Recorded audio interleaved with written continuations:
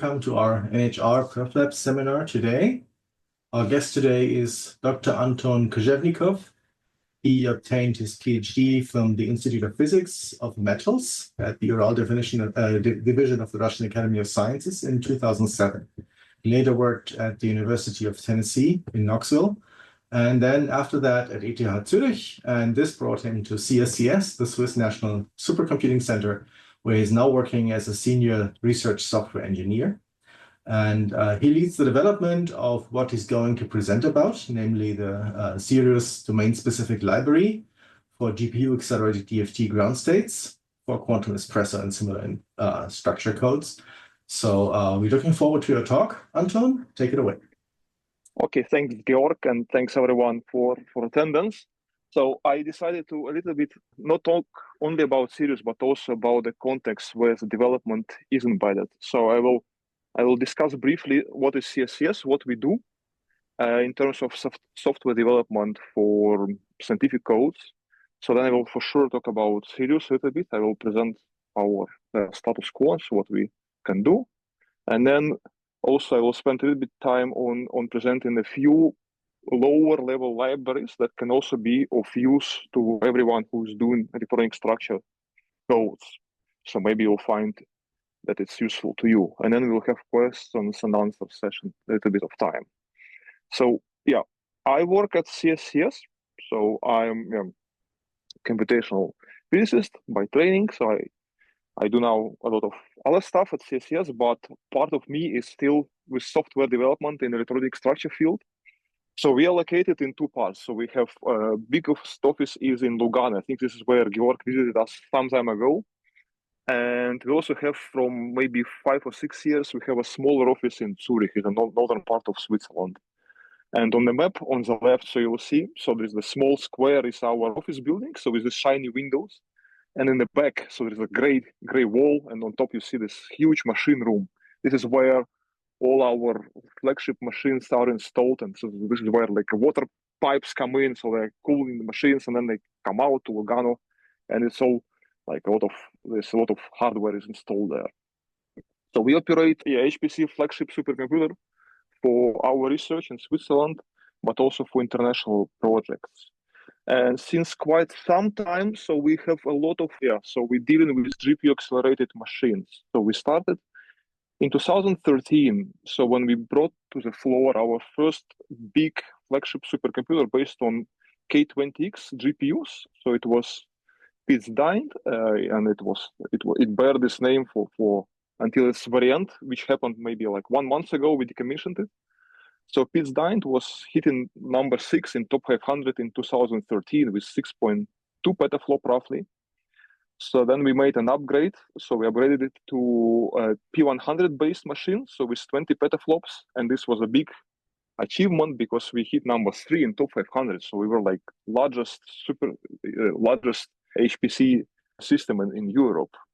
And recently in 2024, we upgraded again our infrastructure. So we now have around 10,000 Grace Hopper 200 super chips assembled in several clusters, and so we are about like 430 petaflops aggregated performance. And if you look at the specs of cards, it's a tremendous increase from 1.7 teraflops per K20X to 34 teraflops of Grace Hopper 200 and 67 with tensor cores. If you like can tame the tensor cores, you'll have 67 teraflops per chip, in double precision.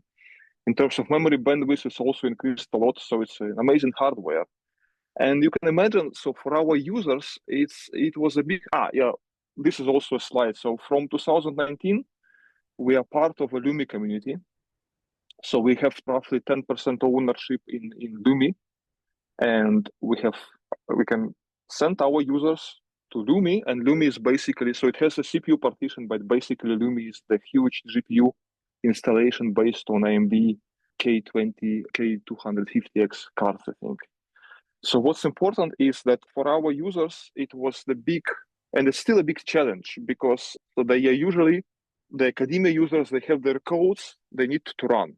They don't care, not all of them care too much how it can happen. So they need some help in porting and accelerating their codes to GPUs, and this is like a long walk. So we're working with our users, and for that we have a dedicated program established between CSCS and I think ETH Zurich.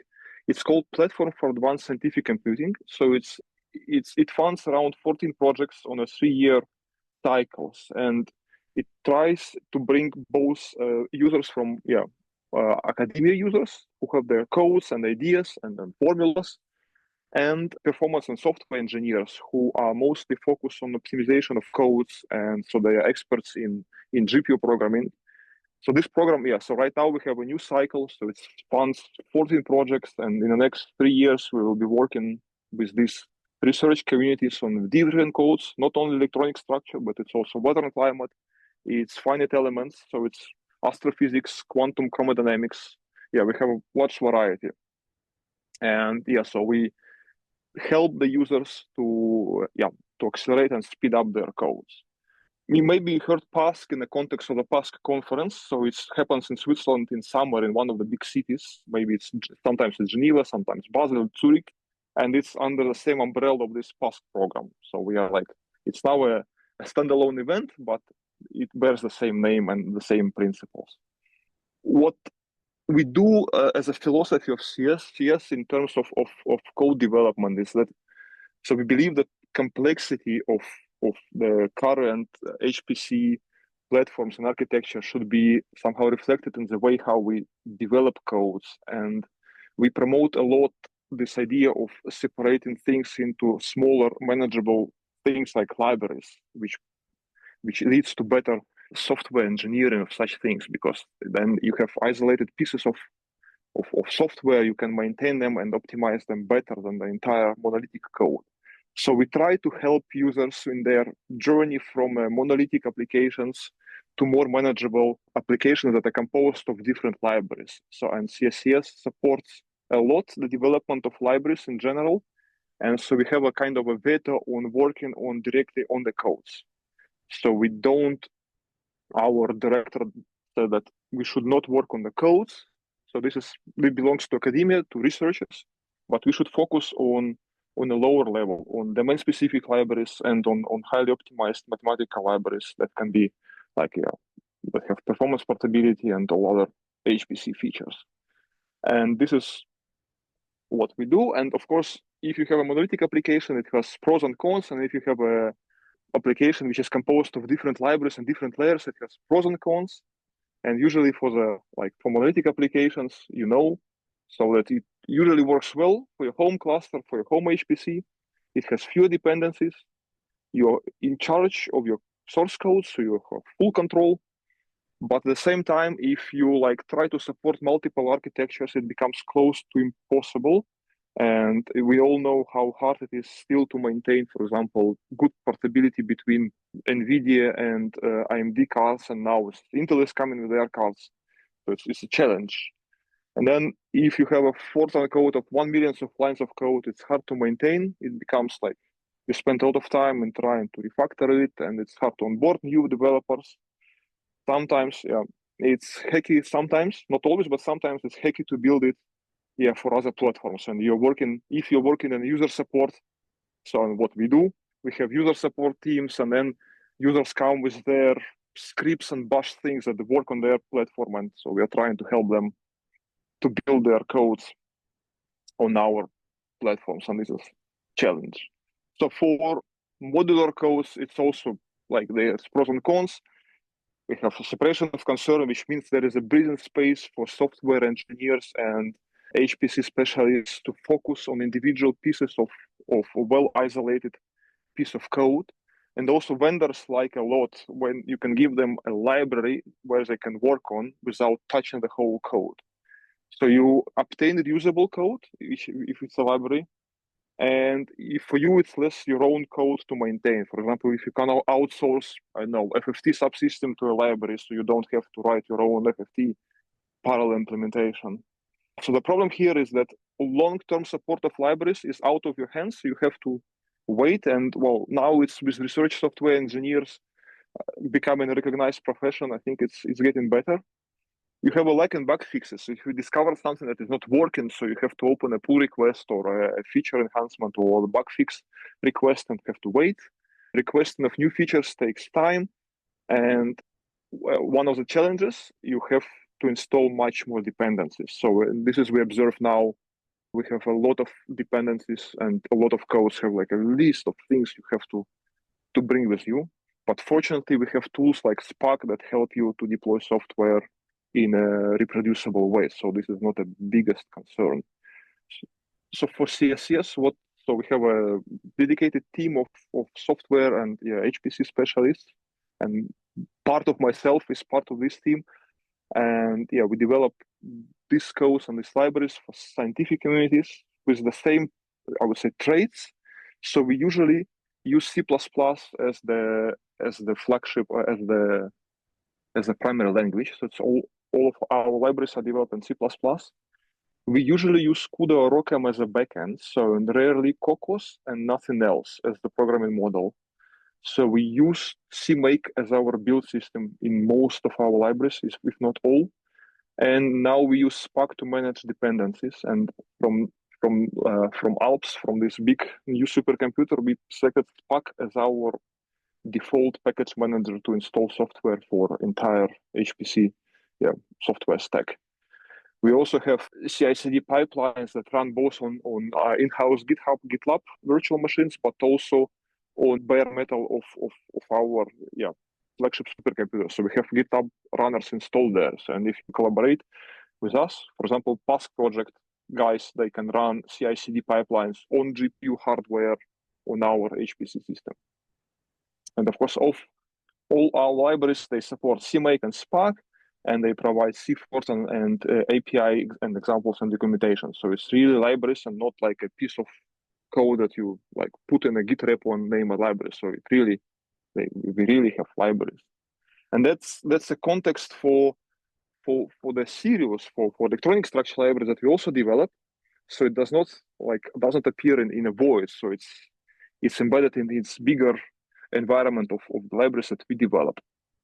And motivation, let me start from a motivation. So why we selected plane waves as our things to focus on. And here is the paper of 2016. And so we usually call it a Delta DFT paper, which is about benchmarking different codes on a very simple task. So let's compute equation of states. So this is total energy versus volume curve and some other derived quantities for different methods.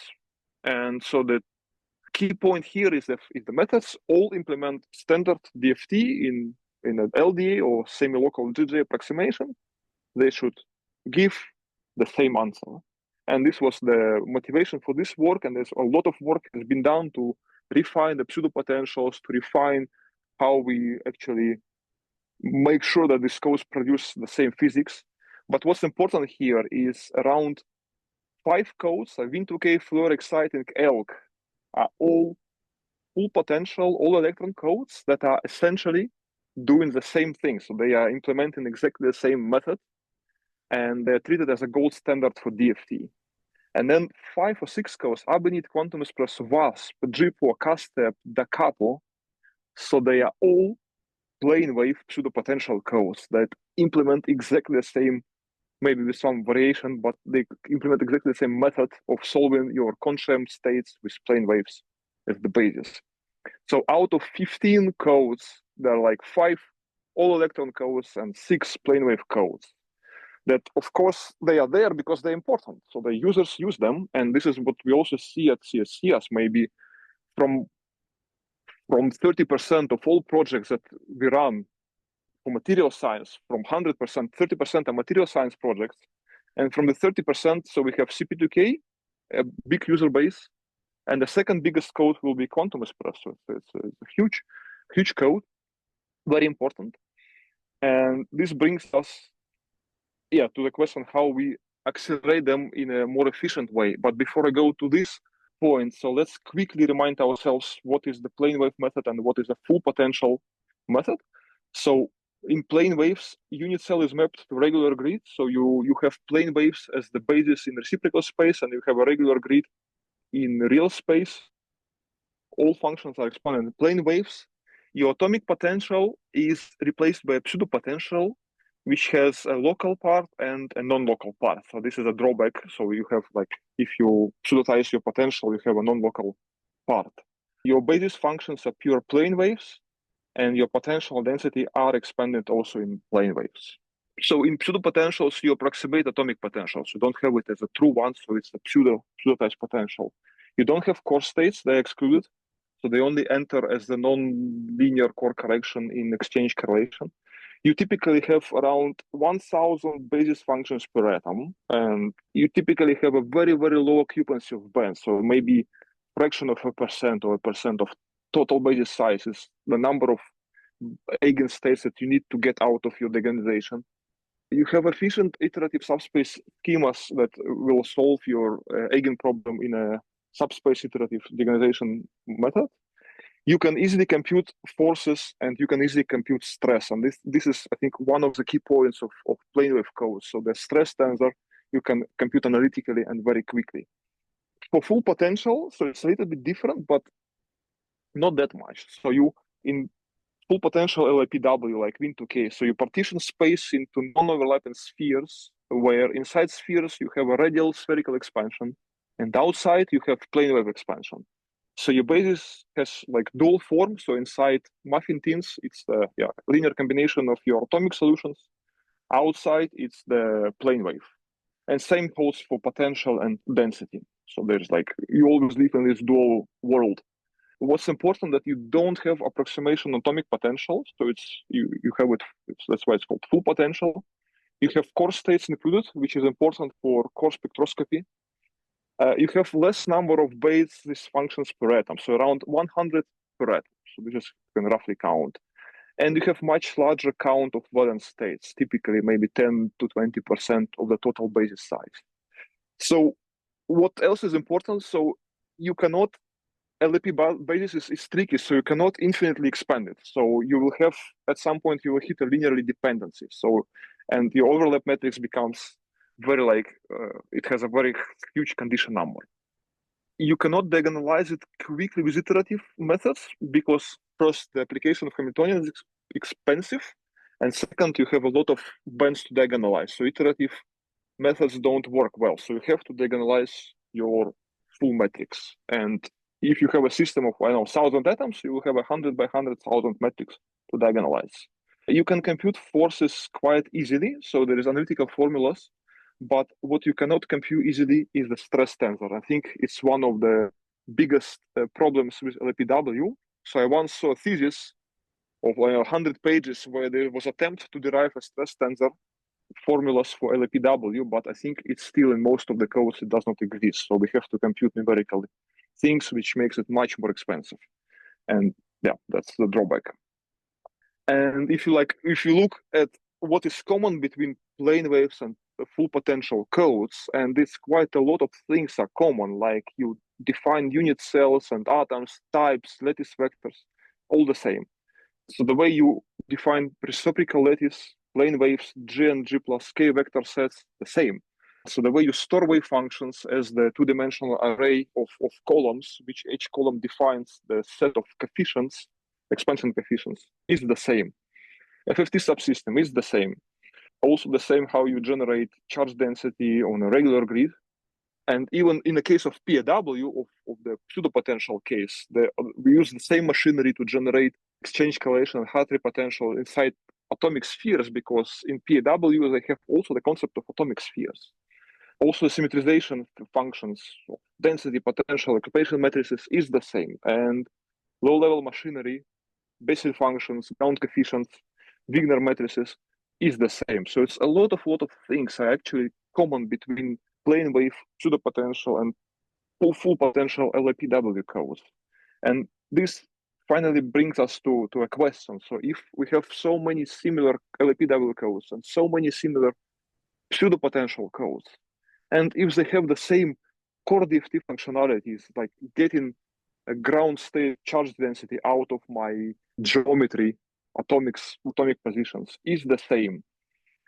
Accelerating like individual code is a repetition of work for us. So it makes little sense from our perspective to focus on individual code. And that's why we decided to take a path of trying to focus on a common DFT functionality and establish links between codes and see how we can reuse the same code, the same library in different codes. So the question is where to cut, where the draws the line, so where we stop. And I think this is debatable, but we decided to stop on the ground, on the DFT ground state. So this is where we cut the line. Maybe it's too high, but this is what we have. So we implement the full DFT self-consistency cycle. So we can do all of the steps that DFT codes do to solve eigen problem, to construct charge density, to mix it, and to construct effective potential. So what we get as output, so we can get individual components like eigen functions if we want, but usually, so what we usually works well, I will show it a bit later, is that we can get back forces, stress tensor, total energy. So these are big things that then the host code can use to, for example, move atoms and do molecular dynamics or lattice dynamics. So this is, so that's Sirius. So this is what we had in mind when we started to write it. So at the moment, it's kind of a feature complete library. So it's around, I know, but it's already thousands of lines of code. So it's written in C++ with OpenMP. So our task wasn't to exercise in C++.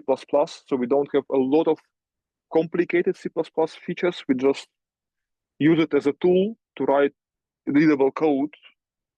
We are based on MPI, and we have, as a backend for GPUs, we have CUDA and ROCm models, so it's our backend. So we use CMake and Spark to build and deploy software and dependencies. And in terms of methods, we implement full potential LAPW with Zora and Eora, so these are kind of relativistic treatments that we have. And for plane wave parse, so we have support for non-conserving, ultrasoft, and PAW. So these are three major things that everybody is using.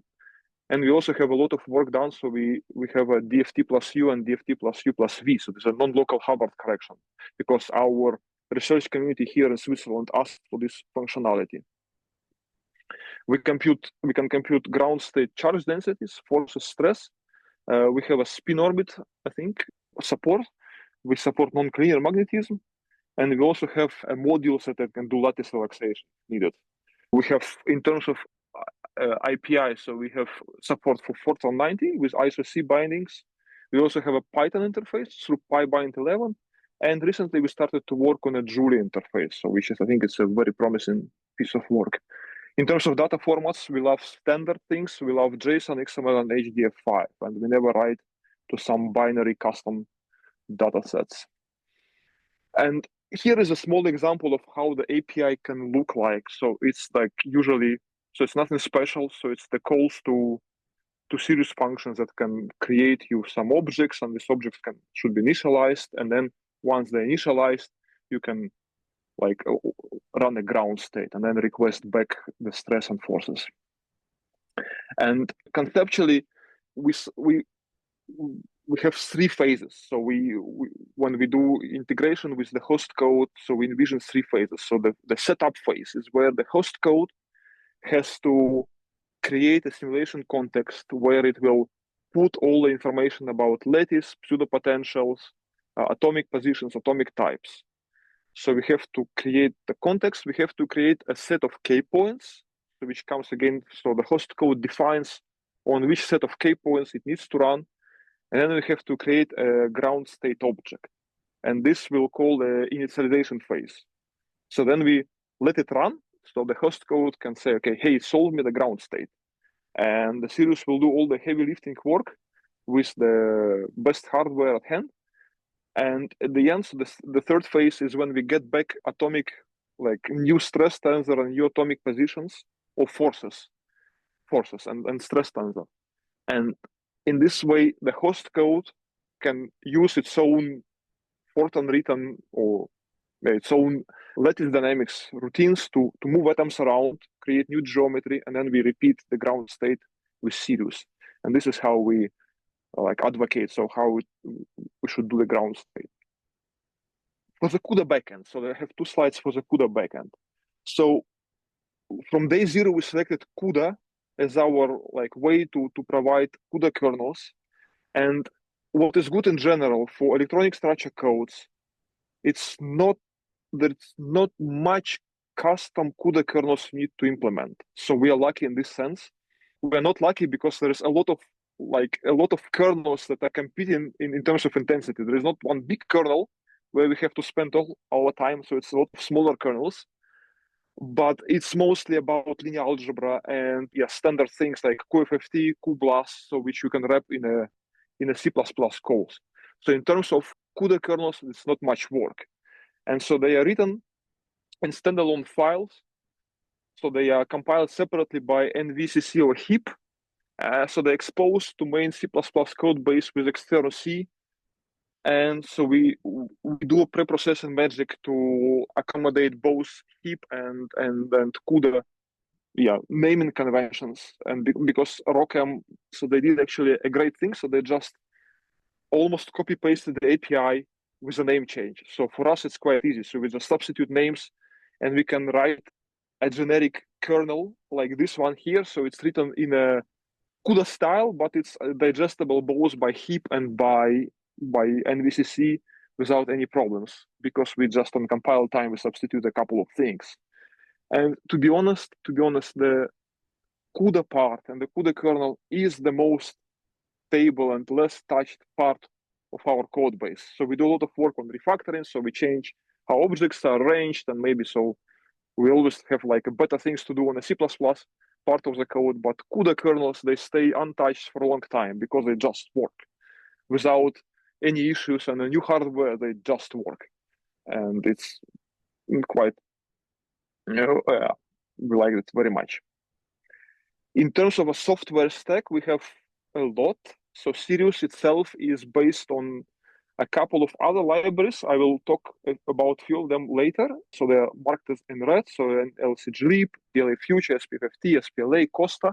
So these are all CSCS written libraries. So then there is, in the bottom comes the GPU backend, so both for NVIDIA and AMD. And then, of course, the system libraries, vendor libraries like BLAS, LAPACK, all things we know.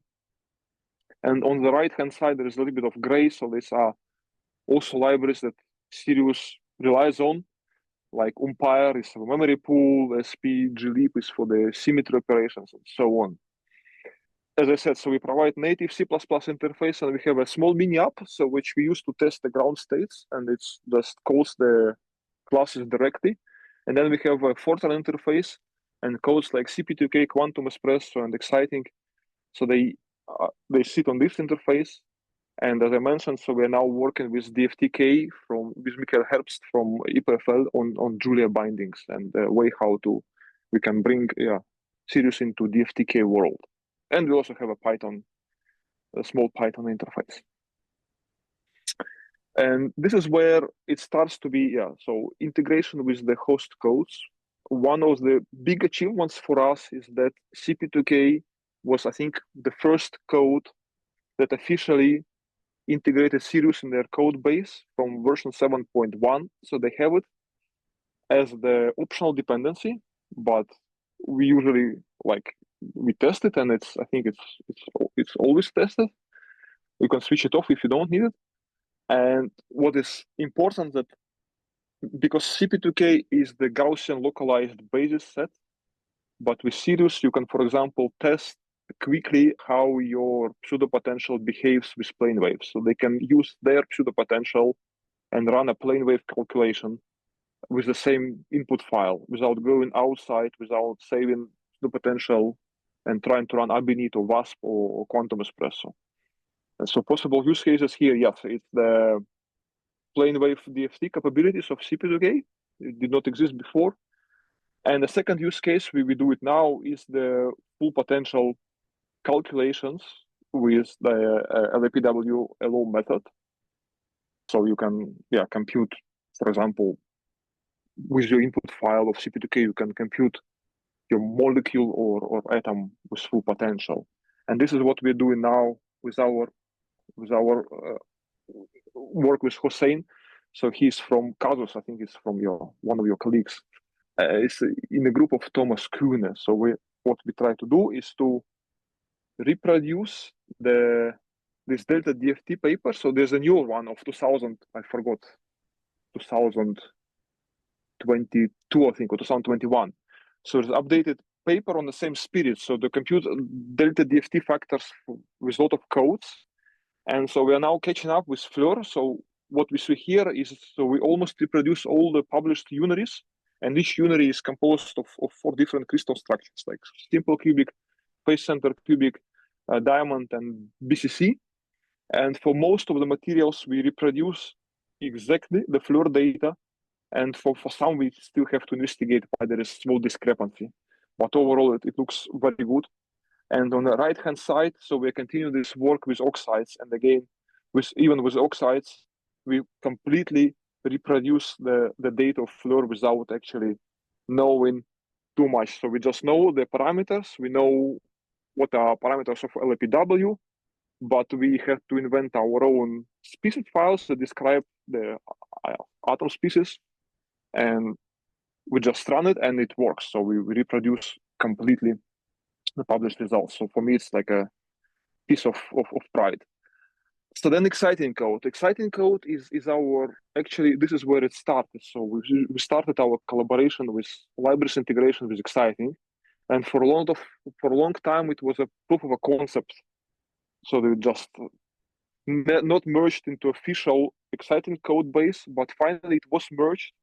Exciting now supports Sirius. So what we have to do is benchmark and tweak, so how it looks like. But the use case for researchers is now they can run at least standard DFT ground state with LDA GJA on any of the NVIDIA or AMD GPU hardware. So they can use more parallelization, so because they can run a distributed Hamiltonian setup and degradation. And they can now run simulations for larger unit cells, which was forbiddenly expensive and is forbiddenly expensive with a standard exciting code because it does not implement bent scalar pack degradation. And that's an example. So I dug up my benchmark of a 96 atom manganese metal organic framework. So it's 96 atoms, 24K points, and the basis size of around 16,000. And number of bends to diagonalize is around 180. And so left column here is my old runs on Intel Broadwell nodes. So Intel Broadwell node has 2 sockets per node. And because you have 24K points, you can use a maximum of 12 nodes. That's your maximum parallelization level you can do with exciting. And on 2 nodes, so each node was like around 1.2 teraflops, and with 12 nodes, one CF iteration was taking about 1,000 seconds. So so this is a reality with which users have to live. So if you're on the CPU, your iteration will take you 1,000 seconds. Now, with our new Grace Hopper 200 super chips, I run it with Sirius backend, compiled for GPUs, and each of the 4 Grace Hopper super chips has around 50 teraflops of peak performance. So each node is around 200 teraflops. It was enough for me to run on 1 node, and iteration now takes 90 seconds, from 1,000 seconds to 90 seconds. And in terms of compute performance increase, from a node of Broadwells to a node of Grace Hoppers, it's around 160 times improvement. So it's a huge improvement in terms of hardware. And that's why we also see the huge improvement in the time to solution. So it kind of matches. So we are 130 times faster on Grace Hopper 200 than on a Broadwell node because hardware is that much faster.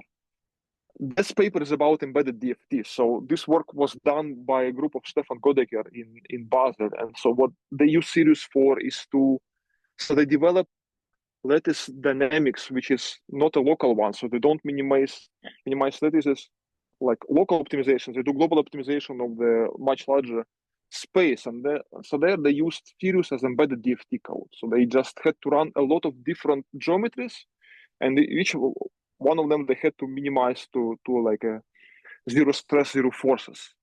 And before Sirius, they had to deal with like Quantum Espresso. For example, they had to couple so their Fortran code with Quantum Espresso and way to set up like different, I don't know even how they did it. So probably through the Slurm runs, so different ranks were submitting different geometries through Quantum Espresso.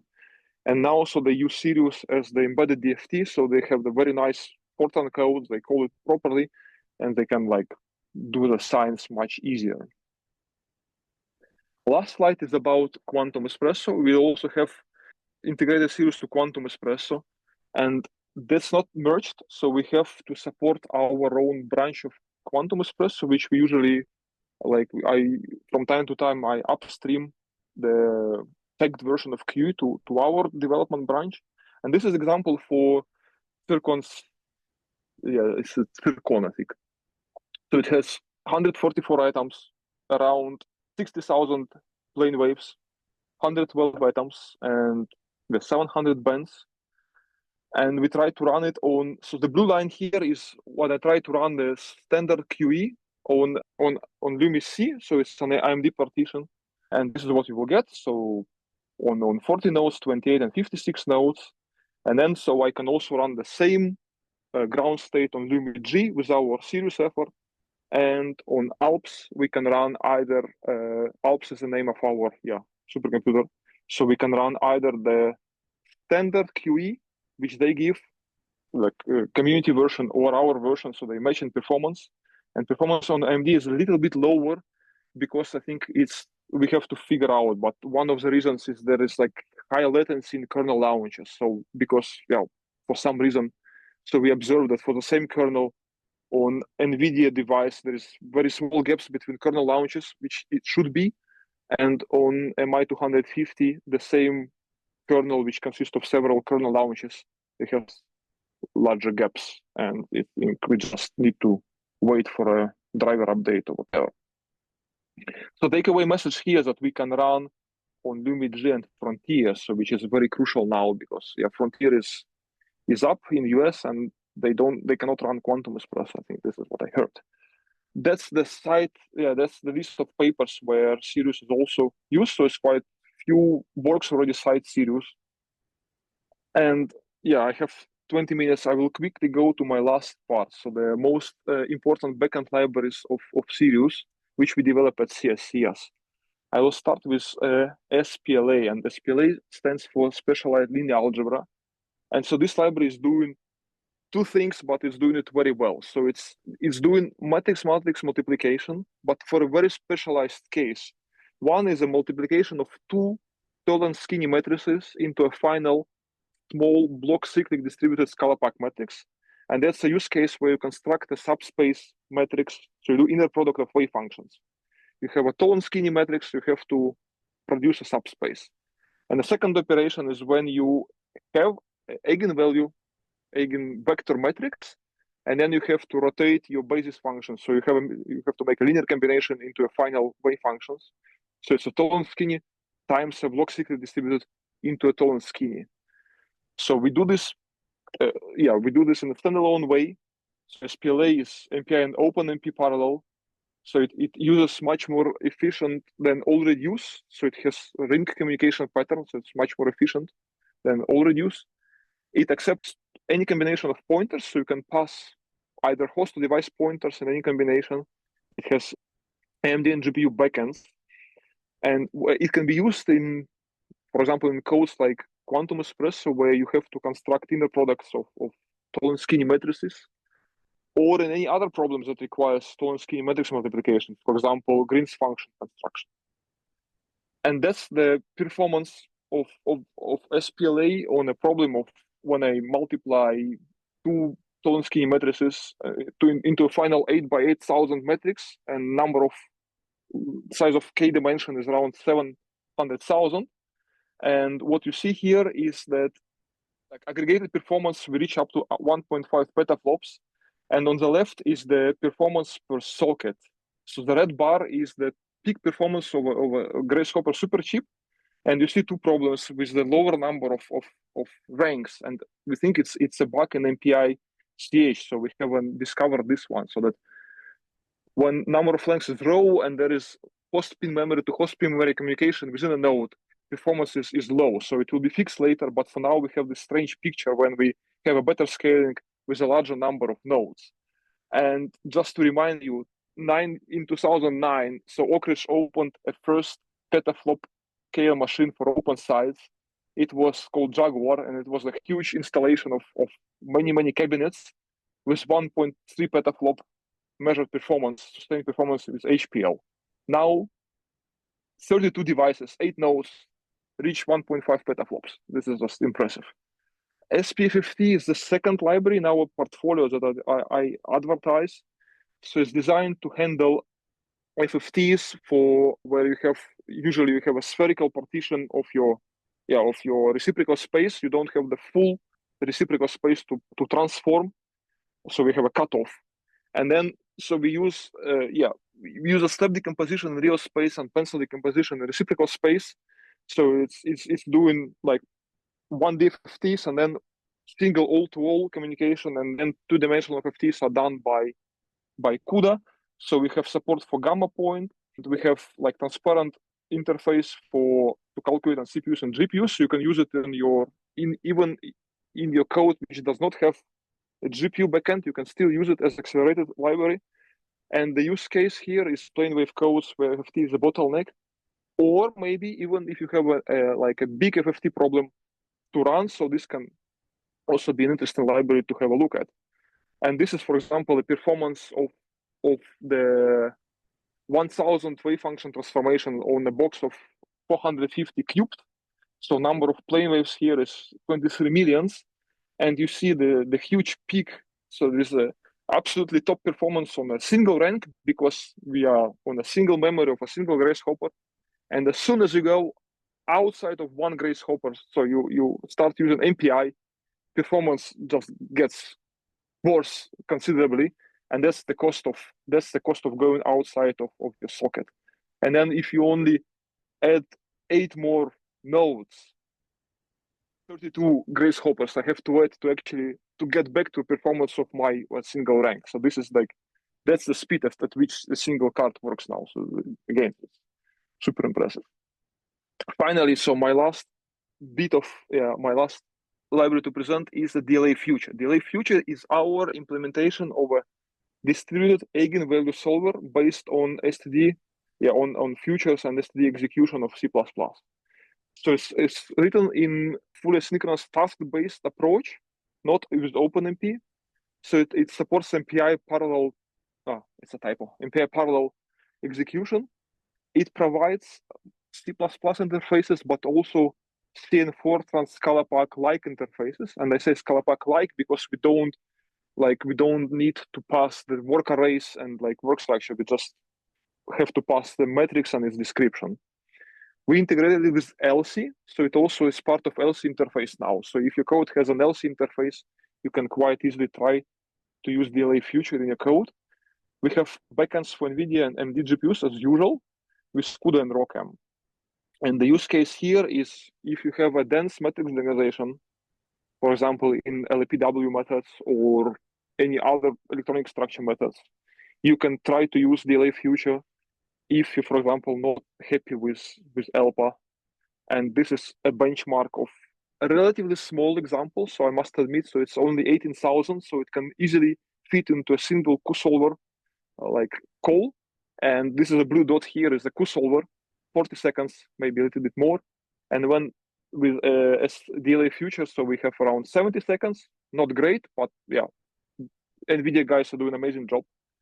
And the blue, or not the blue, so the red and green lines are ELPA actually.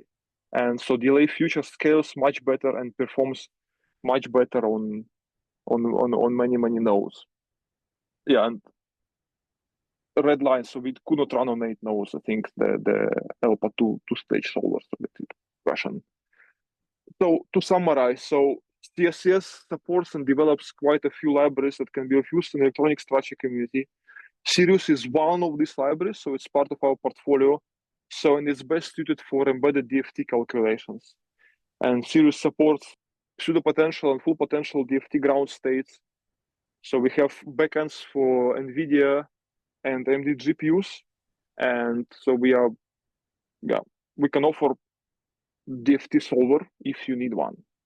So this will, I think that's all from my side. Thanks for your attention. So there's 10 minutes to the questions and answers. All right. Thanks a lot, Anton. Are there any questions or comments? You can write in the chat. Just unmute yourself here on Zoom. I have a couple of technical questions. So on your slide 29, the benchmark run that you reported comparing the dual socket Broadwell with the 4 GH200s. This one. Yeah, I did a quick calculation, and the performance difference, the performance ratio is roughly the memory bandwidth, but that could be coincidence. I couldn't calculate the ratio of peak performance of the devices because I didn't know how many cores the Broadwells had. So is the bottleneck memory bandwidth, or is it not? Well, it's this problem. So DFT code is not a single kernel. So it's here and there and a lot of things. I don't. So the mostly Eigensolver should be compute bound. So in exciting, so the most time consuming part in this benchmark is a call to eigenvalue solver of MKL.